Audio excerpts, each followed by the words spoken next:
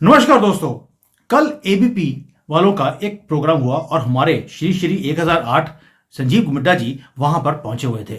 अब इनको तो बुलाना बनता ही था, क्योंकि केजरीवाल की जब नैया डूब रही हो तो उन्हें भी क्यों तिनके का सहारा है। हमने भी पूरा का पूरा पेड़ का लॉग भेज दिया संजीव मिड्डा जी को उनको बचाने के लिए। अब केजरीवाल के ऊपर बात नहीं हो रही है, ये दिल्ली इलेक्शंस की बात है। और वहां पर क्या कुछ हुआ, एबीपी न्यूज वालों के जो ये प्रोग्राम था वहां पर क्या हुआ क्या नहीं हुआ, कौन कौन आया था, इस सबके ऊपर डिटेल में बात करेंगे। लेकिन सबसे पहले देखते हैं कि दिल्ली में तरक्की कितनी हुई है। अब देखिए, पुरानी दिल्ली का क्या हाल था, अभी नई दिल्ली का ये हाल हो गया है। अभी इसको ही तो बोलते हैं दिल्ली का विकास। केजरीवाल ने जितना किया है हम इसकी सराहना करते हैं। दूसरी बात, केजरीवाल ने एक किताब निकाली है, आप प्लीज वो जाकर पढ़ें कि सिर्फ 49 दिनों में झूठ बोलना कैसे आप सीख सकते हैं। प्रोफेसर केजरीवाल, वैसे तो खुजलीवाल बोलना चाहिए, तो यह खांसीवाल, इसकी तरफ से बुक निकली है। आप जाकर प्लीज खरीदें और सीखें कि झूठ कैसे बोला जाता है, बिल्कुल प्यार से। उसके बाद पता लगा है दिल्ली में दो तीन चीजें हैं, पहले समझाता हूं, फिर मिड्डा जी से बात करेंगे कि अब तो कोई अगर दिल्ली में हरामखोर बोल दे तो ऐसा लगता है लोगों को यह लगना शुरू हो गया कि अब केजरीवाल ने क्या कर दिया है। और लास्टली ये बोलते थे कि यार कैग की रिपोर्ट नहीं आ रही, कैग की रिपोर्ट नहीं आ रही, वो भी आ गई है। उसमें पता लग गया ये 2026 साल नहीं है, ये 2026 करोड़ रुपए का चूना लगाया है। ये भी खुलासा कर दिया है कैग की रिपोर्ट ने। और केजरीवाल पूछ रहा है ओ भाई अभी ये निकालने की जरूरत क्या थी, आतिशी को बोल रहा है, इसको थोड़ी देर के लिए आप रोक भी सकते थे। चलो, ये तो केजरीवाल की तरक्की की बात होगी कि दिल्ली में कितनी तरक्की, देखिए कितनी तरक्की कर दी है दिल्ली में, फूल के ट्रिपल हो गई है। संजीव जी, आप कल वहां पर थे एबीपी के प्रोग्राम में, वहां पर कौन कौन आया, क्या क्या हुआ, कुछ खुलासा कीजिए। लेकिन सबसे पहले गर्व से बोलते हैं जय सिया राम। जय श्री राम। सर, सुमित जी, देखिए कल एबीपी न्यूज चैनल का एक बहुत महत्वपूर्ण प्रोग्राम था। उन्होंने शिखर सम्मेलन आयोजित किया था जो कि दिल्ली इलेक्शंस को लेके ही था। तो इसमें जाहिर है कि तीनों पार्टियों के लीडर्स आए हुए थे, जिसमें कांग्रेस, बीजेपी और आम आदमी पार्टी के लिस्ट थी इनकी, लीडर्स की इनकी, जिसमें से प्रमुख जो चीफ गेस्ट थे वो अनुराग ठाकुर जी थे। मतलब वो कैबिनेट मिनिस्टर है गवर्नमेंट ऑफ इंडिया के अंदर बीजेपी की तरफ से। और इसके अलावा बांसुरी स्वराज जो मेंबर पार्लियामेंट है, वो लोकसभा से जीती हुई मेंबर है। इसके अलावा आम आदमी पार्टी से आपके अरविंद केजरीवाल, मनीष सिसोदिया, आतिशी मार्लिया जो करंट चीफ मिनिस्टर है दिल्ली की, और सौरभ भारद्वाज हो गए। और देवेंद्र यादव प्रेसिडेंट जो है दिल्ली कांग्रेस कमेटी के, उनको बुलाया गया था। संजय सिंह है, एमपी है यहाँ पे आम आदमी गवर्नमेंट में। सुधांशु त्रिवेदी जी हैं जो कि नेशनल स्पोक्स पर्सन है बीजेपी के, और साथ में मनोज तिवारी जी जो भी मेंबर पार्लियामेंट है दिल्ली के लोकसभा से। तो काफी एलीट लिस्ट थी, काफी काफी सारे लोगों को बुला रखा था। इसके अलावा कुछ भी बीच में और भी स्पीकर्स थे, एक दो थे जिनका मेरे को नाम नहीं याद आ रहा, बट वो सारे प्रमुख स्पीकर्स आए थे। एक चीज मुझे देखने में वहां पे थोड़ी सी हैरानी लगी कि हॉल खचाखच भरा हुआ था, और जितने भी पैनल पे डिस्कशन एबीवी के एंकर्स कर रहे थे, बहुत खूबसूरती से कर रहे थे, बहुत अच्छे अच्छे सवाल पूछ रहे थे, और माहौल को बांध के रखा हुआ था उन्होंने वहां पे। तो उसमें एक चीज, और लाइव उसका टेलीकास्ट भी हो रहा था साथ साथ ही, एबीपी के न्यूज चैनल के ऊपर वो पूरे इवेंट का लाइव टेलीकास्ट हो रहा था। तो वहां पे एक चीज बड़ी मुझे देखकर थोड़ी सी हैरान हुई। तो जैसे कि मैं आप बताऊं, जैसे जब भी आम आदमी पार्टी के कोई भी मेंबर को ये बुलाया जाता था स्टेज पे डिस्कशन के लिए, तो और जैसे ही वो डिस्कशन खत्म हो जाती थी, जैसे आधे घंटा पौने घंटे के बाद डिस्कशन खत्म हुई, तो देखा कि उस डिस्कशन जैसे ही वो मेंबर ने वो हॉल को छोड़ा, तो साथ में कम से कम आधा हॉल साथ में खाली हो गया। तो ये बेसिकली इस तरीके का माहौल था कि वो अपनी टीम साथ में लेकर चल रहे थे हॉल को भरने के लिए। तो ये और जो तालियां बज रही थी, जो शोर शराबा हो रहा था, वो बेसिकली वही लोग कर रहे थे, वो साथ जो ये जो पेड मेंबर्स की टीम है साथ में लेके आए। तो बेसिकली रजिस्ट्रेशन तो कोई नहीं कर सकता था इस इवेंट के लिए, तो इन्होंने बढ़ चढ़ के इस इवेंट के लिए आम आदमी पार्टी ने अपने मेंबर्स की रजिस्ट्रेशन करवाई, जो उनके वहां पे उनके साथ में वहां पहुंच सके और वो हॉल को वो भर सके। और जैसे ही वो उनके मेंबर्स निकले तो आधे से ज्यादा हॉल खाली हो गया। तो ये बड़ी हैरानी वाली बात थी कि ये क्या तरीका हुआ। अगर अगर आपने रजिस्ट्रेशन करी है तो आप इवेंट इवेंट को अटेंड पूरा कीजिए ना। आपका आपके जो लीडर है, जैसे ही वो हॉल छोड़ के चलती है, वो भी आपके उनके साथ में वो छोड़ के वो इवेंट को चल दिए। तो ये तो सिर्फ एक पर्टिकुलर पैनल डिस्कशन या दो पैनल डिस्कशन के लिए आप यहाँ पे आए थे 1 या 2 घंटे के लिए, उसके बाद आप निकल लिए। तो डेट मीन्स आप जहाँ पे सर भी जी, जहाँ पे भी दूसरी जगह पैनल डिस्कशन हो रहा है जिस भी चैनल पे, आप वहां पे जाके वो डेरा डेरा डालोगे, तो ये बात होगी ना इसके बाद तो। सर एबीपी का मतलब ही है लिब्रांडुओं का चैनल। उन्होंने ही ये स्टेज किया था आम आदमी पार्टी को दिखाने के लिए कि ये कितनी जबरदस्त पार्टी है। इसलिए जब बीजेपी वाले बोल रहे थे शोर शराबा हो रहा था, लेकिन जब केजरीवाल की टीम बोल रही थी तो बिल्कुल शांति से सुन रहे थे, तालियां बज रही थी। लेकिन जब बीजेपी वाले बोलते हैं तो पत्थर और हु हाला वहां पर होता है। ये एबीपी वालों का यही हाल है। चलिए, ये तो हो गया, अब लोगों को समझ आ गया कि एबीपी क्या है, बीजेपी क्या है और केजरीवाल की टीम ने क्या कुछ किया। वहां पर बीजेपी के लोग भी आए थे, आपने बोला, तो उन्होंने दिल्ली का कोई रोड मैप दिखाया? देखिए, अनुराग ठाकुर जी आए थे, उन्होंने उन्होंने बड़े तमीज और तहजीब के अंदर रह के बहुत सोफिस्टिकेटेड तरीके से पैनल डिस्कशन करी। बांसुरी स्वराज जी आई थी, उन्होंने बड़े अच्छे तरीके से पैनल डिस्कशन करी। मनोज तिवारी जी ने बहुत अच्छे तरीके से पैनल डिस्कशन करी।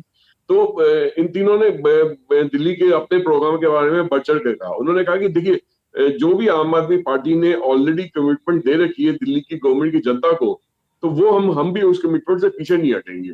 तो मगर उन्होंने कहा कि देखिए, जैसे 200 यूनिट बिजली फ्री दी है, मगर एक्चुअल में बिजली आ नहीं रही है या बिजली का रेट बढ़ा हुआ है, तो हम उस चीज को कंट्रोल करेंगे, अब बिजली 24 घंटे देने की कोशिश करेंगे। फिर उन्होंने कहा कि देखिए, जैसे जो पानी दिल्ली के अंदर जैसे आपके जो 18 नाले हैं, जो कि ह्यूमन वेस्ट और इंडस्ट्रियल वेस्ट को लेके सीधा सीधा नदी के अंदर जाते हैं। दिल्ली के अंदर लगभग लगभग 27 किलोमीटर का यमुना नदी का स्ट्रेच है। तो दिल्ली से पहले जब पानी दिल्ली एंटर करता है तो उसमें क्वालिटी चेक कर लीजिए, और जो 27 किलोमीटर स्ट्रेच के बाद जैसे ही दिल्ली को पानी छोड़ता है तब उसकी क्वालिटी चेक कीजिए, तो जमीन आसमान का फर्क रहेगा। तो आम आदमी के पैनल ने बोला कि इसमें जो केमिकल फॉस्फोरस की मात्रा ज्यादा पाई जा रही है, पुराने केमिकल की मात्रा ज्यादा पाई जा रही है। वो कहते हैं जब सर्दियों के दिन में ग्लेशियर जब कम पिघलता है तो जाहिर है पीछे से पानी कम आता है, या तो बारिश हो जाए उसका पानी आ जाए, अदरवाइज तो ग्लेशियर जो पिघलेगा, या उसमें जो अन्य नदियां जो छोटी छोटी जो ग्लेशियर से पानी जिनका आता है वो मिलती है, तो वो जब दिल्ली पहुंचता है तो तभी पानी पहुंचेगा ना दिल्ली तक, उससे अदरवाइज तो पहुंचेगा नहीं। मतलब जाहिर है इन दिनों में फास्फोरस की मात्रा ज्यादा बढ़ जाती है। जैसे ही पानी की मात्रा पीछे से बढ़ जाएगी, फास्फोरस उतना ही डाइल्यूट हो जाएगा, उतनी मात्रा कम हो जाएगी। तो ये बहुत सिंपल सा एक जवाब था। तो एक और थी कि जब पूछा गया जी कि आपके दो ऐसे काम बताइए कि जो आप नहीं कर पाए, उन्होंने बोला हम हाँ, दो काम ऐसे हैं, एक तो जी हम दिल्ली के पोल्यूशन नहीं कंट्रोल कर पाए, और दूसरा हम दिल्ली की नदी को साफ नहीं कर पाए। और साहब बोला कि भाई मगर फिर इस पे ये इल्जाम आप क्यों लगा रहे हैं कि हरियाणा ने जहर डाल के भेजा पानी में। तो उसका भी गोलमोल जवाब देके कि भैया किसी भी तरीके से बात करने की कोशिश करी आम आदमी पार्टी ने। एक बड़ा हैरानी वाला मुद्दा था सुनील जी, जिसके बारे में मैं यहाँ पे बोलना चाहूंगा, मेरे को थोड़ी हंसी भी आती है कि एक पैनल एंकर ने वहां पे पूछा आम आदमी पार्टी के लीडर से कि आप बारी बारी कहते हैं कि सेंट्रल गवर्नमेंट ने, बीजेपी गवर्नमेंट ने आपको काम ही नहीं करने दिया पिछले 10-12 साल में, और यहाँ पे आप लिस्ट गिनवा रहे हैं कि आपने ये काम कर दिया, वो काम कर दिया। अब तय कीजिए उन्होंने आपने काम करने दिया या नहीं करने दिया। अगर आप इतने सारे काम कर पाए हैं तो डेट मीन्स उन्होंने आपको काम करने दिया, तभी तो काम हुआ ना। तो फिर अब ये क्यों बोले कि काम नहीं कर पाए, काम नहीं करने, एक तो बोलते हैं आपने काम नहीं करने दिया, फिर दूसरे कहते हैं जी हमने इतने सारे काम कर दिए। तो इसमें सच क्या झूठ क्या तो बता दो। तो इसके बारे में भी गोल मोल के मतलब जवाब देते रहे, मतलब उसको कन्विंसिंग जवाब नहीं था। सुमित जी, हद तो तब हो गई जब मतलब कि हमारे जो इनके जो स्पोक्स पर्सन है बीजेपी के, सुधांशु त्रिवेदी जी, जो कि एक बहुत लर्नेड इंसान है, बहुत उनको बहुत अच्छे प्रवक्ता है, उनकी संजय सिंह की साथ जो एक वार्तालाप हुई वहां पे, तो संजय सिंह ने अपनी अपनी तरफ से इस तरीके से इस मुद्दे को चेंज करने की, दिल्ली के मुद्दों को बदलने की कोशिश करी।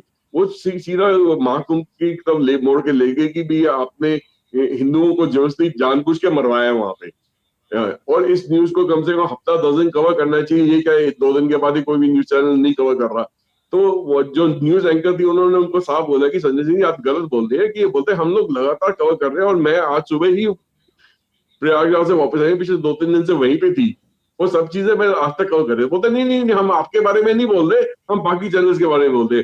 बोलते जी जो हमारी न्यूज फ्रेटर्निटी है, जो टीवी चैनल की न्यूज फ्रेटर्निटी, वो तो एक ही है ना, हम सबने मिलकर इस पे फैसला करा है कि हम इसको प्रॉपर तरीके से कवरेज देंगे और जितनी हमारी तरफ से बेस्ट से बेस्ट कवरेज हो सके करेंगे। तो मुझे तो ऐसा नहीं लगता कि कोई भी न्यूज चैनल इसको अभी भी कवर नहीं कर रहा या आगे भी कवर नहीं करेगा। सब प्रॉपर तरीके से कवर कर रहे हैं, जितना मैक्सिमम हो सकता है कर रहे हैं। तो बोलते नहीं नहीं नहीं जी, मैं तो इसमें ऐसा ही वैसा।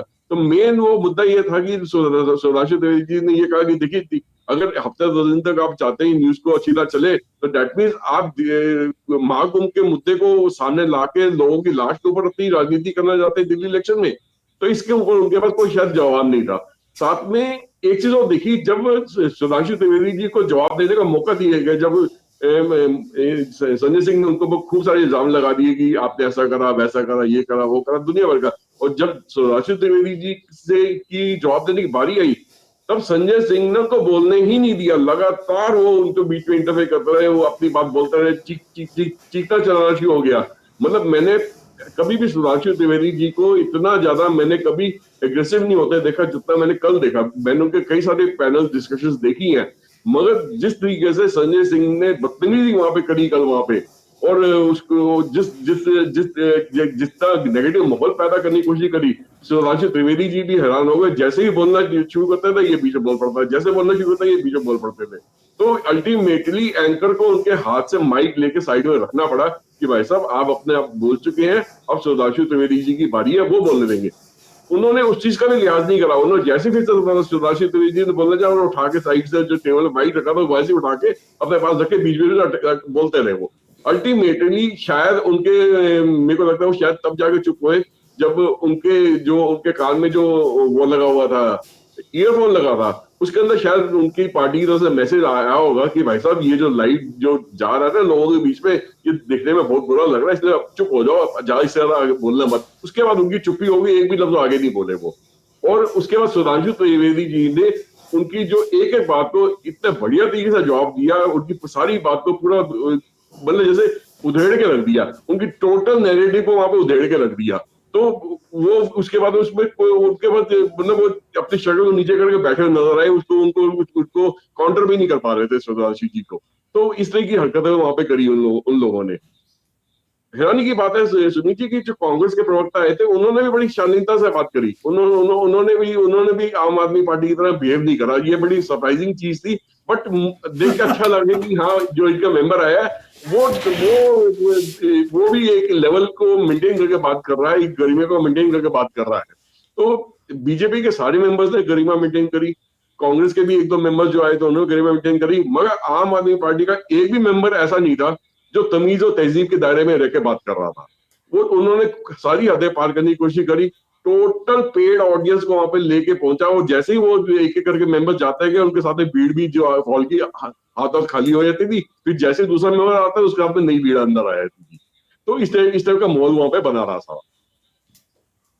सर दैट मीन्स कहीं ना कहीं आपको लगता है कि जो केजरीवाल है उसे मालूम है उसने कोई काम नहीं किए, सबसे ज्यादा अनपॉपुलर है, लोग थूकना भी पसंद नहीं करते, उनको लगता है थूक भी गंदा हो जाएगा, इस ऐसा गंदा आदमी है ये। क्योंकि मैं पंजाब से आता हूं, जो इसने पंजाब का हाल किया है मैं बता नहीं सकता हूं, इसलिए नफरत है हम लोगों को इस बंदे से।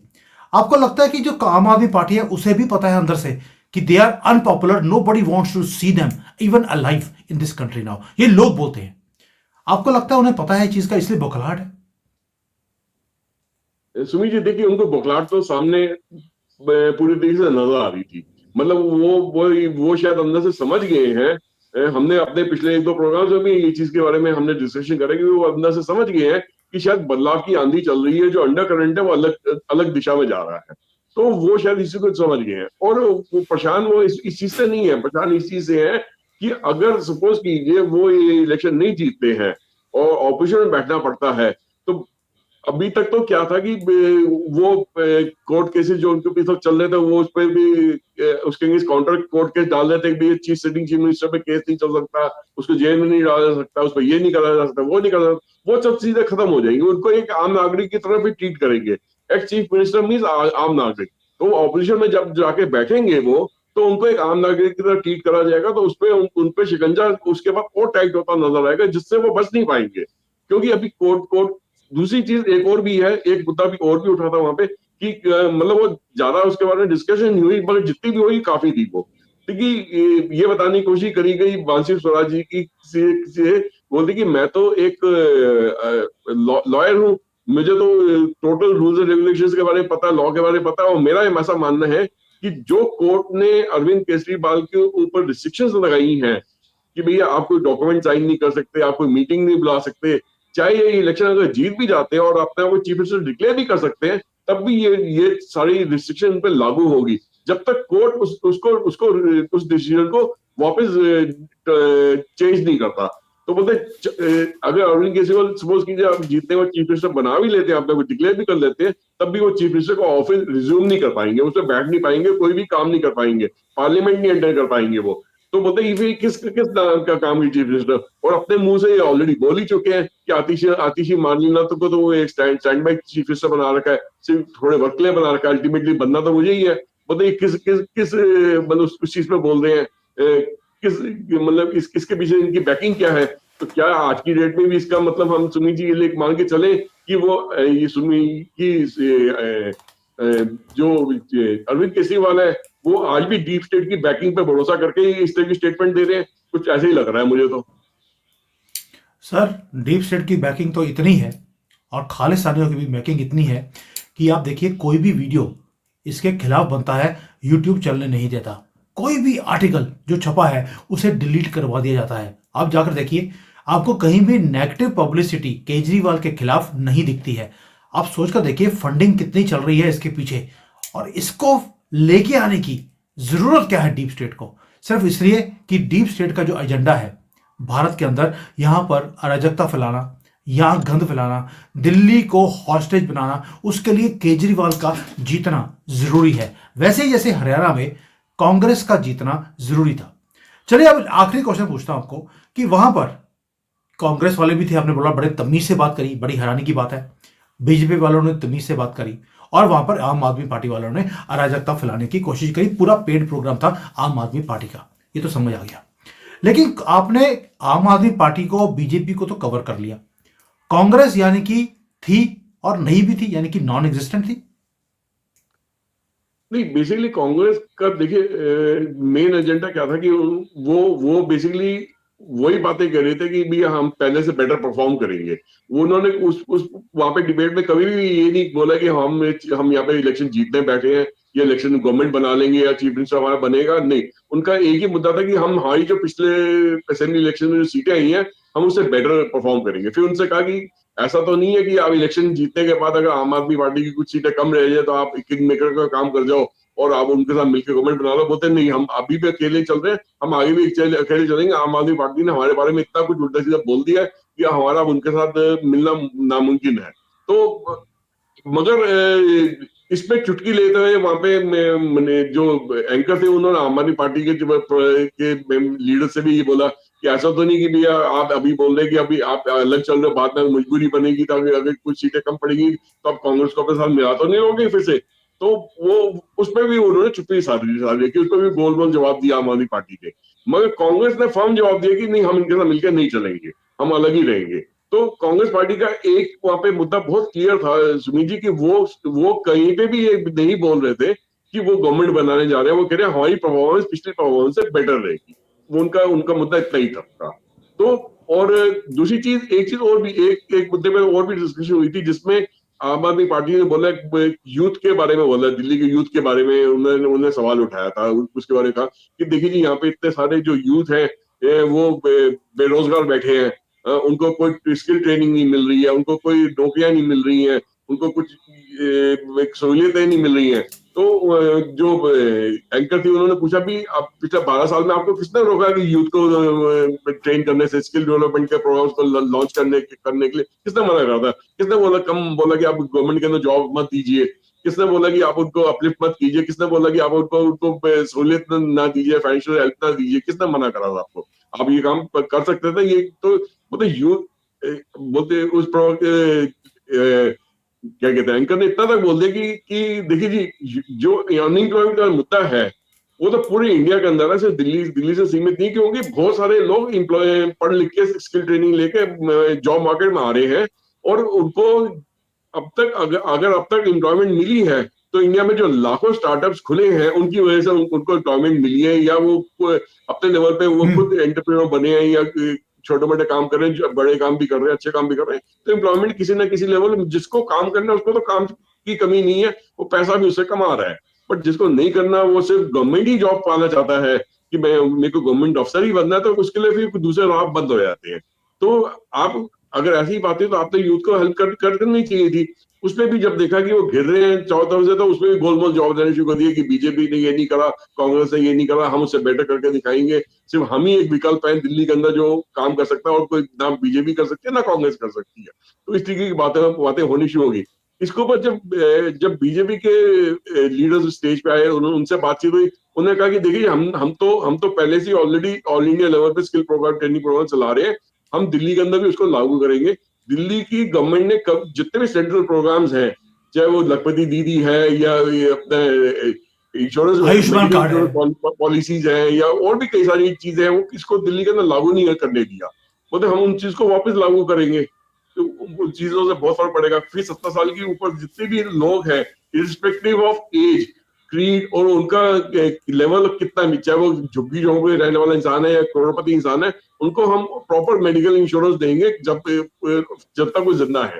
तो वो सब चीजें अब एन एडिशन, जो भी आम आदमी गवर्नमेंट ऑलरेडी दे रही थी फैसिलिटीज, उसको उसके अलावा ये दिल्ली गवर्नमेंट वो देगी। वो आम आदमी की दी हुई फैसिलिटीज को भी कंटिन्यू करेगी अपने हिसाब से, और भी कई सारी उन्होंने पॉलिसीज या फैसिलिटीज की जोड़ने की बात करी। और साथ में ये कहा कि कम से कम जैसे ही हम गवर्नमेंट में आएंगे, हम मिनिमम 50,000 जॉब प्रोवाइड करेंगे, जो गवर्नमेंट जॉब्स होंगी, ग्रेड सी और डी के लेवल के लोगों को बेसिकली। तो उस लेवल पे लोग चाहिए काम करने के लिए। अब दिल्ली में जो गंदगी फैली है, दैट मीन्स एक तो मैन पावर कम है, दूसरी स्किल्ड मैन पावर नहीं है, या इक्विपमेंट्स नहीं है जो प्रॉपर नहीं है। तो सब जो गैप है उनको हम पूरा करेंगे इन लोगों को जॉब प्रोवाइड करके, तो ताकि ये लोग मेन स्ट्रीम में जुड़ सके और काम कर सके। तो कहीं ना कहीं पे आम आदमी पार्टी की बौखलाहट पूरी तरीके से नजर आ रही है सुनील जी। मतलब वो उनको बीजेपी गवर्नमेंट ने हर लेवल पे काउंटर कर दिया। जो वो पॉलिसीज या स्कीम्स दे रहे थे, बीजेपी उन चीजों को कंटिन्यू करके अपने तरफ से उसमें और दुनिया भर की पॉलिसी और स्कीम साथ में जोड़ के दिल्ली वालों को ऑफर कर रही है। तो अगर बात रही फ्रीबीज की, तो फ्रीबीज के नाम पे तो सिर्फ आम आदमी पार्टी आपके सामने अपना को टिका नहीं सकती है। उनको वो कहते हैं कि फ्रीबीज दे तो दिए, मगर लास्ट में आदमी जो है स्ट्रीट के ऊपर, उस तक उसका बेनिफिट एक्चुअल में कहां से पहुंचा। पानी के मुद्दे को बहुत बड़ी लंबी चौड़ी बातचीत हुई कि दिल्ली में चलो आपने फ्री पानी दे दिया, 20,000 लीटर तक का या 10,000 लीटर, जो भी क्वांटिटी ऑफ वाटर में फ्री करा, मगर पानी आ कहाँ रहा है। आज भी जो झुग्गी झोंपड़ी में रहने वाला इंसान भी महीने का 2,000 रुपए खर्चने में मजबूर है पानी खरीदने के लिए। साल का देखो कितना पैसा हो गया।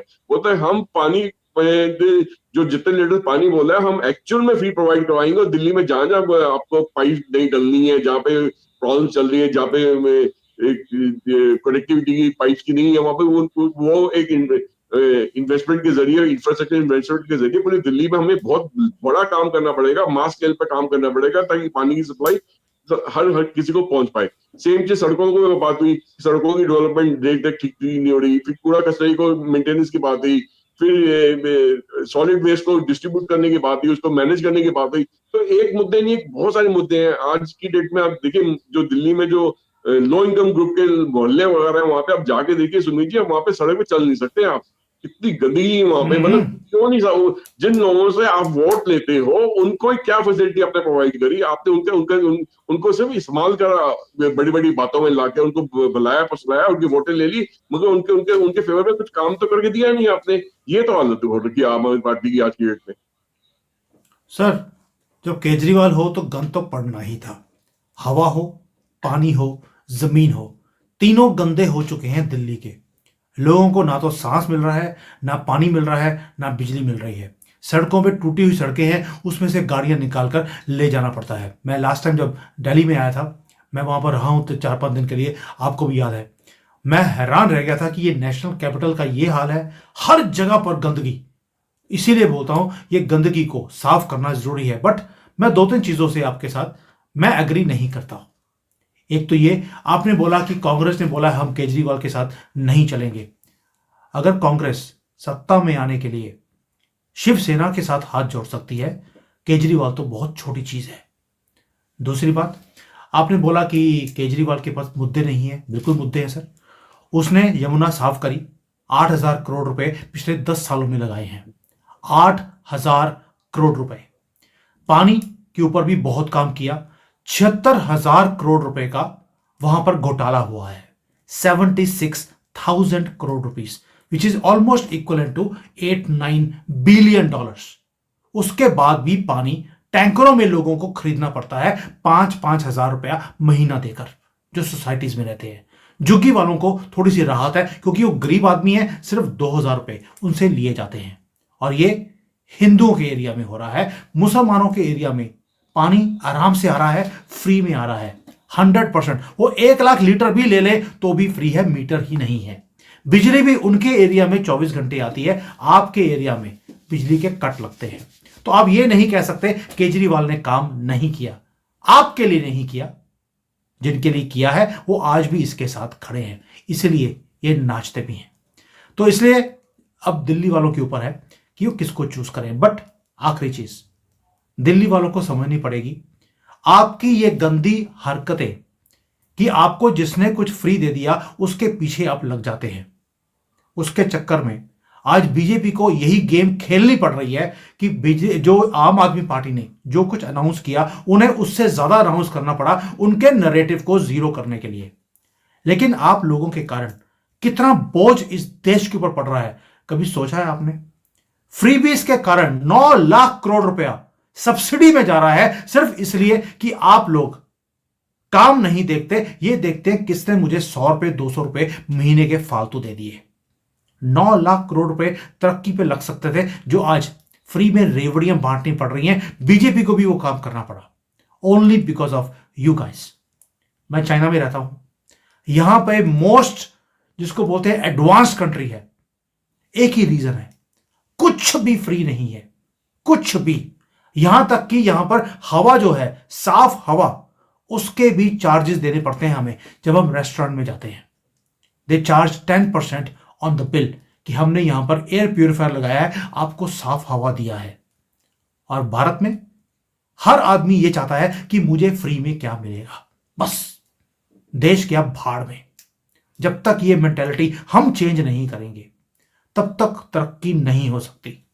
मुद्दा आपके सामने है, आपने अपनी कंट्री का बुरा हाल करवा लिया, उसके लिए गवर्नमेंट रिस्पॉन्सिबल नहीं है। हमारी मेंटेलिटी जो गंदी फ्री में हर चीज ढूंढने की है वो भी रिस्पॉन्सिबल है। गंदगी वहां से शुरू नहीं करी, गंदगी हमने शुरू करी, उसका फायदा इन लोगों ने लिया। अब भी चॉइस है आपके पास, संभलना है तो समझ जाइए, वरना ये जो आज अब AQI 500 है, ये 5,000 होने में भी देर नहीं लगेगी। Choice is yours. Sanjeev ji, thank you so much, आपने जैसे पूरा विस्तार में समझाया। ये आम आदमी पार्टी का जो इवेंट था, मैं ABP का इवेंट बोलता ही नहीं इसको, आपकी सारी बातें सुनने के बाद। ये आम आदमी पार्टी का इवेंट था जहां पर बीजेपी को कटघरे में खड़ा करने की कोशिश करी, खुद ही जेल पहुंच गए। ये हालत है आम आदमी पार्टी की। अब देखते हैं दिल्ली वाले किसको चूज करते हैं। हमारा काम था इनको जगाने का। Hopefully people in Delhi, specially secular Hindus, वो जागेंगे। Thank you. जय सिया राम। जय श्री राम।